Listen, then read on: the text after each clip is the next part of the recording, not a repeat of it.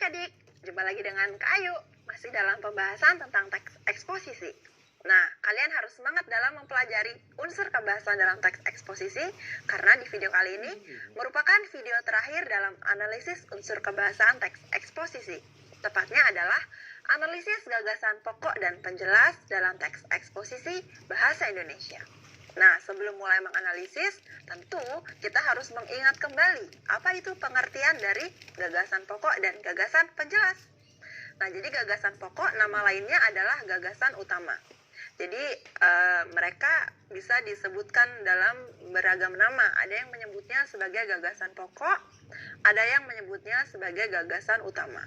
Jadi nanti kalau adik-adik di sekolah menemukan istilah yang berbeda, jangan bingung ya.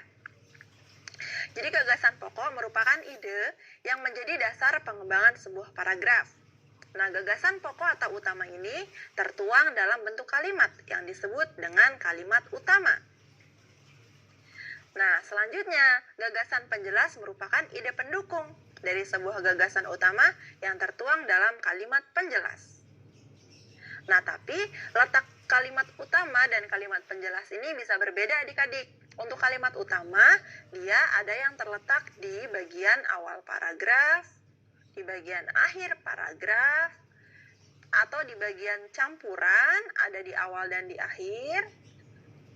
Ada juga yang sifatnya tersirat atau kita harus menyimpulkan sendiri. Nah, untuk istilahnya, biar kakak beritahukan ya. Untuk paragraf yang letak kalimat utamanya atau ide pokoknya ada di awal, maka dia disebut sebagai paragraf deduktif. Sedangkan yang ada di akhir disebut sebagai paragraf induktif.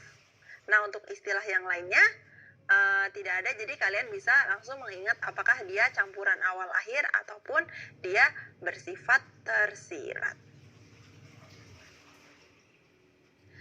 Nah, ini dia adik-adik contoh teks eksposisi yang sudah kakak kutip atau kakak penggal dan kakak masukkan satu paragraf untuk kita analisis. Kebetulan dalam teks eksposisi yang kakak ambil, dia tidak memiliki paragraf yang mencakup keempat tipe letak gagasan utama tadi. Tapi kita akan menganalisis bagaimana perbedaannya dalam teks eksposisi ini. Disimak ya adik-adik. Ini ada satu paragraf yang terdiri dari beberapa kalimat. Kalimat pertama bunyinya, bumi saat ini sedang menghadapi berbagai masalah lingkungan yang serius. Itu kalimat pertama. Apakah dia gagasan utama atau bukan? Kita lanjutkan dulu pembacaan dari paragraf ini. 6 masalah lingkungan yang utama tersebut adalah ledakan jumlah penduduk, penipisan sumber daya alam, perubahan iklim global, kepunahan tumbuhan dan hewan, kerusakan habitat alam, serta peningkatan polusi dan kemiskinan. Nah, pada kalimat kedua ini ada kata yang bisa memberikan kita petunjuk mengenai letak gagasan utama dari paragraf ini. Tapi sebelum itu, kita masih perlu melanjutkan sampai pembacaan pada akhir paragraf. Maka akan kakak lanjutkan dulu ya. Dari hal itu, dapat dibayangkan betapa besar kerusakan alam yang terjadi karena jumlah populasi yang besar, konsumsi sumber daya alam, dan polusi yang meningkat. Sedangkan teknologi saat ini belum dapat menyelesaikan permasalahan tersebut. Nah, di sini juga ada kata yang bisa memberikan kita petunjuk. Kata itu adalah itu. Nah, ini merupakan kata-kata rujukan yang sebenarnya dia membutuhkan kalimat sebelumnya untuk dapat mengetahui apa yang dimaksud dengan kata tersebut. Misalnya kita lihat di sini, di kalimat kedua ada kata tersebut. 6 masalah lingkungan yang utama tersebut. Nah, tentu di sini mengacu pada masalah yang sedang dihadapi bumi saat ini. Dan itu ada di kalimat pertama. Masalah lingkungan yang dihadapi bumi saat ini. Jadi merujuk ke atas. Bagaimana dengan itu? Dari hal itu dapat dibayangkan betapa besar kerusakan alam yang terjadi. Nah, itu merujuk pada kalimat kedua yang banyaknya masalah ini loh adik-adik. Ada 6 yang disebut. Nah, ini merupakan rujukan dari kata itu. Maka, dari sini kita bisa mengetahui bahwa kalimat pertama dirujuk oleh kalimat kedua. Dan kalimat ketiga merujuk pada kalimat kedua. Maka kita bisa memastikan bahwa kalimat ketiga tidak akan ada tanpa kalimat kedua.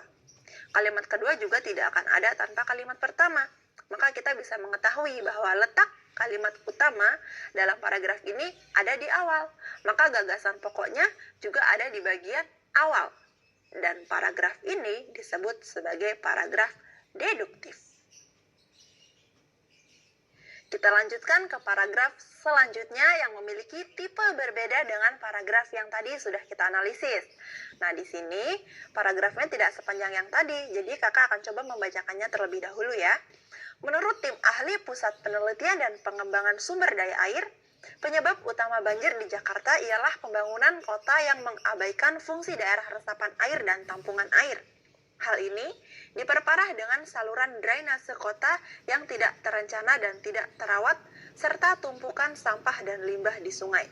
Akhirnya, debit air hujan yang tinggi menyebabkan bencana banjir yang tidak terelakkan. Nah, sebenarnya paragraf ini dia membicarakan tentang sistem air yang kurang baik. Ditandai dengan adanya yang menjadi penyebab banjir di Jakarta, adanya tentang pembangunan kota yang mengabaikan fungsi daerah resapan air, dan ada juga yang diperparah dengan tumpukan sampah dan limbah yang ada di sungai. Jadi sebenarnya semuanya membicarakan tentang sistem air yang kurang baik, dan hal itu disimpulkan di kalimat terakhir dengan konjungsi akhirnya. Akhirnya, debit air hujan yang tinggi menyebabkan bencana banjir yang tidak terelakkan. Maka dalam paragraf ini, letak kalimat utama ada di akhir. Sehingga paragraf ini termasuk paragraf yang memiliki gagasan pokok di akhir. Maka kita dapat menyebut paragraf ini sebagai paragraf induktif. Nah, begitu adik-adik, cara menentukan atau mencari di mana letak gagasan pokok dalam sebuah paragraf. Nah, sampai di sini dulu perjalanan kita dalam Journey kali ini. Sampai jumpa di Journey selanjutnya. Dah!